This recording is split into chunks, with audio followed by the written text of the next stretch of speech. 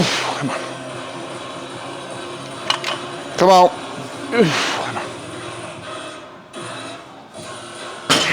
Yep, ISO. Oh, what is up, YouTube? We are back with another dynamic effort lower body day today. We got some depth drops, some rolls to broad jumps, some dunk parkour. Then we got a complex on the snatches today, so we're gonna go high pull, hang high pull, into a snatch high pull, making that up as we go, but stealing Kyle's little advice there of hitting some complexes and working it there. If those are feeling really good, maybe we hit some good snatches, just see how it goes that day. I'm a couple sets deep. I just wanted to warm up. I felt a little groggy this morning, so I wanted to get moving. So we're 3 sets deep into the jumps and the snatches. No sprints today. The field is kind of taken up. They have a child's open play today, so no sprints today. Schedule's a little off. Usually I do this day on a Tuesday, and the field is completely open on a Tuesday. Wednesday's a little bit busier. So Florida travel kind of got me there. Little stiffer from, I went to the field yesterday. It's still warm out here in Minnesota, so I got back, it was like 49, 50 degrees outside, Fahrenheit for the Henrys of the world out there. I got like 200 cuts outside yesterday, but was using heavy bats, so a little bit stiff, so it took a little bit to get moving, but now I'm feeling pretty good, and we're ripping, I feel good. So nothing much else to be said. We'll cover a couple things. I was asking the Discord, if you guys have any questions or things that you want me to cover in these videos, just ask in the comment section. I also have a Discord for the insiders, and they asked about some RPE percentage-based stuff, so we'll cover that a little bit later in the workout. But other than that, it's a good day. Let's rip it. Let's go. All right, so we just got dunk parkour, going over, acting like we're dunking, hitting some cool tricks with the ball, more variety-based than anything. Then we got these roll to broad jumps for distance. That'll be more of our output-based jumps today. These are gonna be a little bit more variety-based jumps. I like starting with the variety, going into the output and kind of just supersetting the two back and forth. When I get bored of the outputs and I feel like I'm plateauing, I go to something that's just a little bit more fun, a little bit more creative. Not very good at these dunk parkours. My ball handling skills are a little lackadaisical, but let's hit some cool ones here. Hopefully the mic stays on. Oh, good start. Oh, no. Dang, that would have been 2 for 2. I tried like 17 attempts of those and missed every single one. So it's pretty good that we're on camera here. Oh, that was not a rock, baby. I don't even know what that was. Ooh. Oh, that would have been sick. Ooh. Oh, ew. It's going like maybe in the dunk, like alley-oop yourself. I don't really know. Again, this is a good one. Warm up the knees, get a bunch of different landing positions. Once you're done with this, knees feeling a lot better, jumps are feeling a lot better.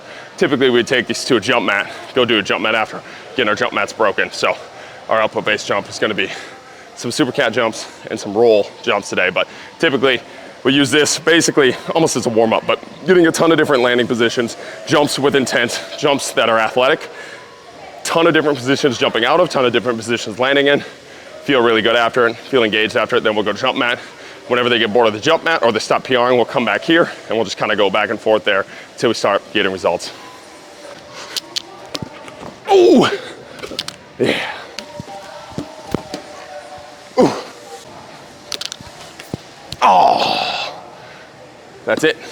Then we just got rolls to broad jumps here, trying to use the momentum from the roll into the broad jump.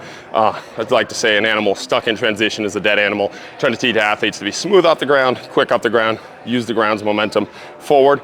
A lot of times with stiffer athletes, looking at me right here, especially when we started doing this stuff, whenever I get on the ground, it would take me forever to use anything to get up. And I'm not saying it's perfect now, but it's so much better than before. So really trying to use the momentum from the ground, not being stiff with the ground, rolling over, jumping for distance here. I'm gonna have to take off this mic so I don't break it, but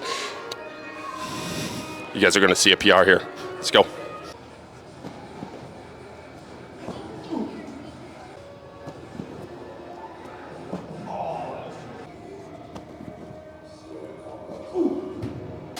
All right, so we got this little snatch complex. We're going from the ground, high pull, from the hips, high pull, into a snatch, ripping these until we're disinterested in them. Let's do it. Ooh. Ooh.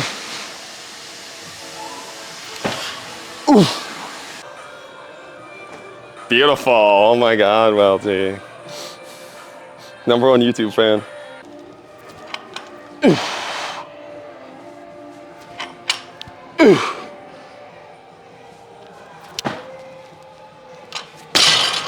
Gotta roll up the Zubas for the quads, right? All right, here we go. Welty said my pulls were good, but my snatch sucked, so gotta fix that.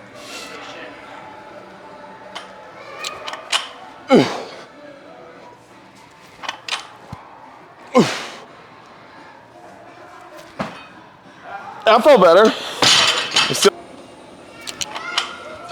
There you go. Big punch. Ah, late timing. Yeah, that was late. I focused too much on the punch. Ooh, patient.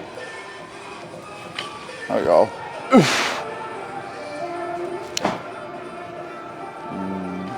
Everything about that was pretty.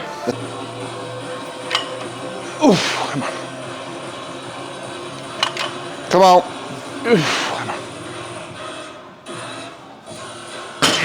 Yep, ISO. Oh, I can do that, I bailed. Don't be a pansy ass. Don't be a pansy ass. Get underneath the bar.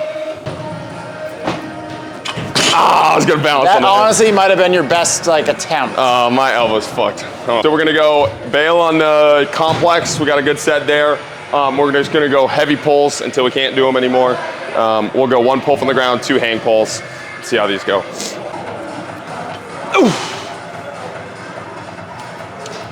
Elbow straight up. For Will. For Will. If you hit this, there will be no more beef ever. Well, you can't really miss it, can you? Well, no, not pull it high technically. You just could fail and turn into an ISO like I would. What if I just turn this into a snatch? Just a 50 Then I would say stop sandbagging. Every other one. And Austin Yoakum up on the platform. Here he goes. The music is off. He takes the setup. Big breath in. The pull. Oh my God, that's hard. Woo. Don't do the Chinese squats turn. Nope. Oh, nope. Woo! He gets 2 None of white those felt lights, good. ladies and gentlemen. Just 2. 2 white lights, not 3. 2. All right, last couple sets of these single leg depth drops. 50 total today. Ripper. Can't even see me. I'm such a freak. All right. Let's go a couple here. We got 5 total left. Let's do a couple here and then see how these feel and then maybe bump the height for 1. Send 1. Ooh. Ooh. Ooh. Ooh. Let's add 1 more plate. Woo. Get a little spanky up in here. Oh yeah, I might die here. Come on. Ooh. Here you go. Last one. Ooh. Ooh, let's go. Come on. All right, so we got 15 rep max here, single leg deadlifts up and through with the split stance. Freaking brutal. My first set, man, butt cheeks on fire. Last set here, ripping these. I got the question in our Discord asking about how do you pick between RPEs and lifting percentages and how heavy to go? And they're asking specifically for online clients or athletes that I'm working with, like how do I prescribe that stuff for the clients, for the athletes?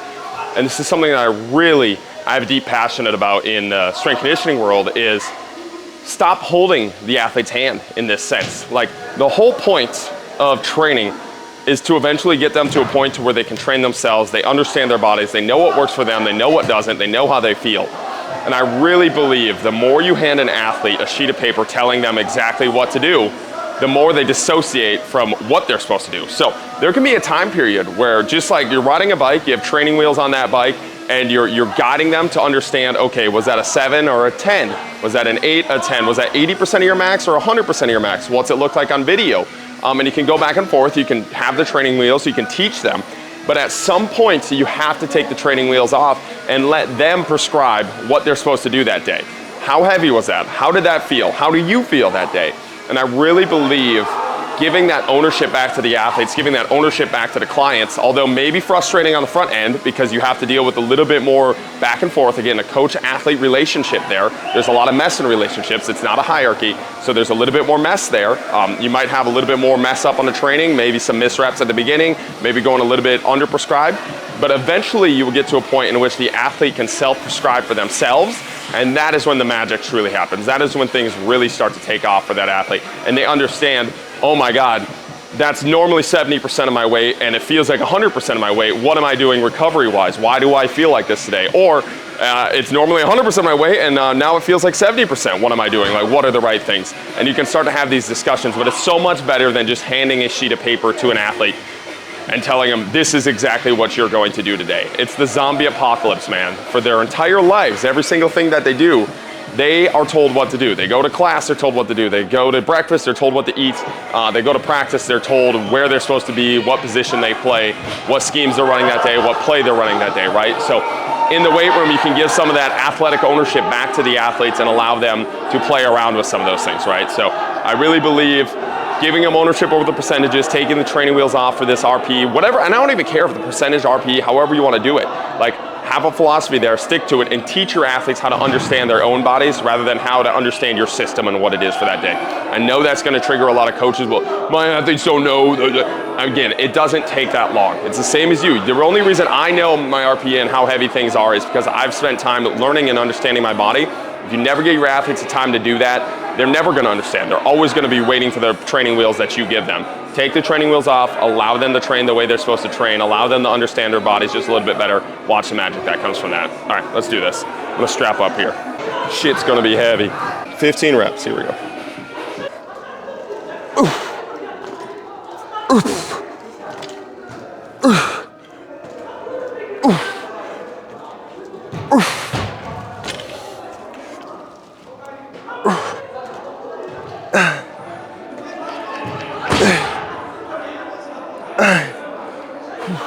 Oh, that's tough on the hip. I gotta go. Rubbing up like into my butt. I'm gonna freaking give myself a blister. Ooh. Ooh. Come on.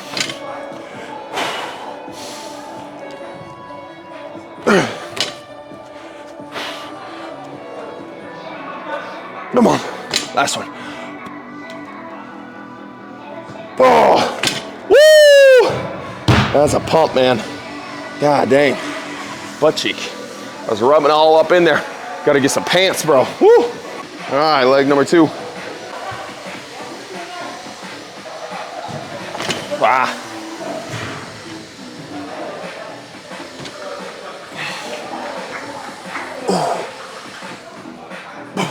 Oh my God, my butt cheek's getting in the way. This is a terrible setup.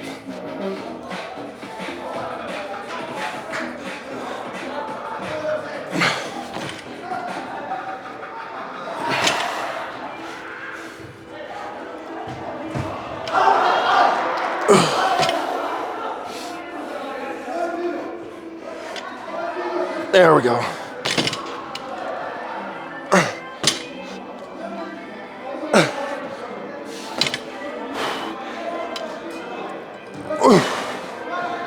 Oh my God.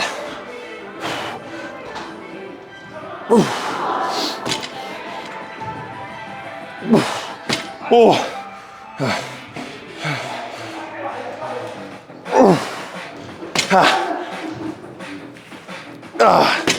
Oh my God. Shit. Those are brutal. Oh, the glutes and quads are on fire, man. Woo! On to the next. All right, so just 2 accessories here. We got single leg Nordics and hip flexor L-sit holds. These single leg Nordics are fucking spicy, man. They're kicking my butt. Second set of these, last set of these. Ripping here. Band assisted a little bit. Band assisted isn't a great pull because it pulls behind you. I don't really have anything from up top. So the fucking exercise critiquists out there, I understand the band's not at the right line of pull, but it gives me a little something. And if anything, it's just a little placebo because I'm getting bodied. I am fucking gassed after those 2 main lifts. Those felt good, and now I'm dying. But here we go.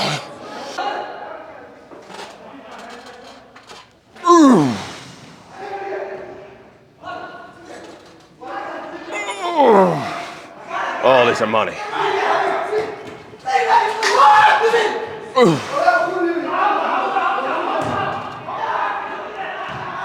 Oh, trying to push off as lightly as possible, but these are spicy, man. Oh, for a quad-dominated fellow like myself, this is impressive, I would say so. I'm delirious, bro. Oh, yeah. Hammy off the bone, man. All right, here we go. This leg is super bad. I'm gonna fast forward these because it's not gonna be pretty. Here we go.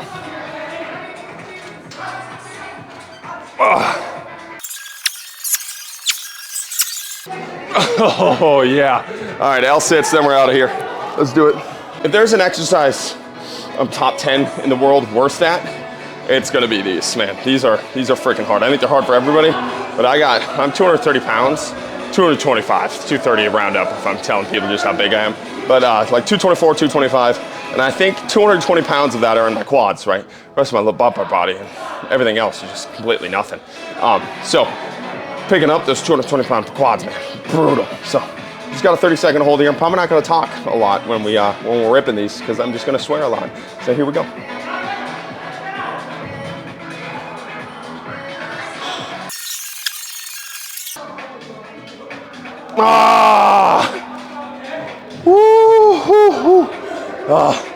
That is a day, man.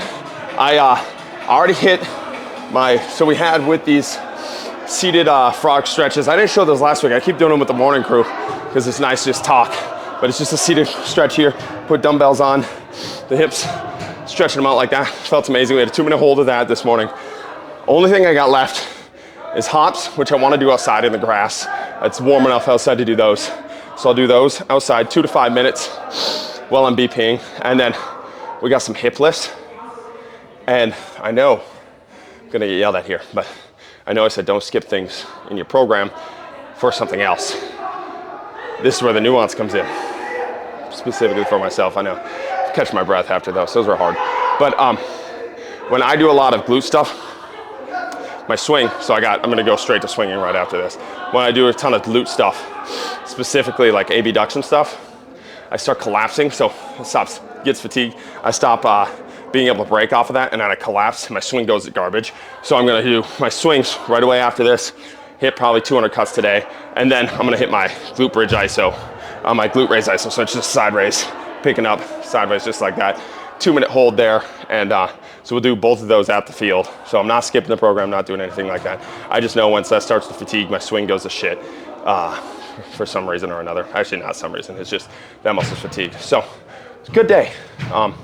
Probably a mental fatigue more than physical fatigue today. Physical fatigue was there, but going straight from session all the way through. Once I start getting here, I've been at the gym for like 6 hours straight, I start to feel like I need to go do something else. And again, it's just something I'm working on, just being able to like, okay, just in a moment do this, and probably get after the workout a little bit more aggressively in the moment when I have energy, rather than just staying here all day and taking my time. But again, I'll get ideas, or I'm starting to rant, like I'll do a rant.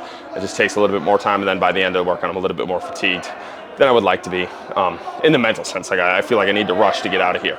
And there's really no rush. I don't really have much to do today. That's pressing. I got a lot of content creation and bigger ideas that I'm working on, but really good day today. I like those high pulls that we're doing today. I like the jumps, body's feeling good. Swing is feeling really, really good. I was taking cuts yesterday, feeling the best it's ever felt. And I'm pretty excited for where that's gonna go and where all this is leading. Body's starting to lean out again. Getting some sun was nice for me. Getting the diet. I had a big old steak last night. That was amazing.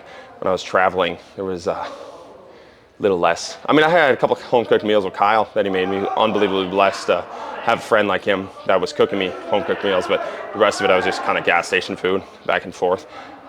So wasn't feeling amazing on that, but now we're back home, get after it. So next big trip, we got Texas in 2 weeks for softball again. So that'll be another real cool test to see how the swing's feeling down there. But keep chopping, man. Like, keep showing up, keep working. I'm liking the way progress is working. I'm liking my community I have in the morning. I'm liking the people I surround myself with. I'm liking my life right now. And it's pretty blessed to be where I'm at, and I enjoy it. And I need to continue to voice my appreciation, voice my gratitude, not for you guys to know any of that, strictly for myself. I really tried to emphasize, bro, look at where you are at right now. Look how blessed you are. Even though there are hard things going on and all the BS, it's just, you got a lot of really good stuff going on, and just taking moments to appreciate that and slow down and be with that. So I'm gonna try and do that more often. I know I kind of end a lot of these videos like that, but I'm trying to make that a point in my life to have those positives. So nothing else much to be said. I need to go eat some food, and I will see you guys tomorrow. Let's go.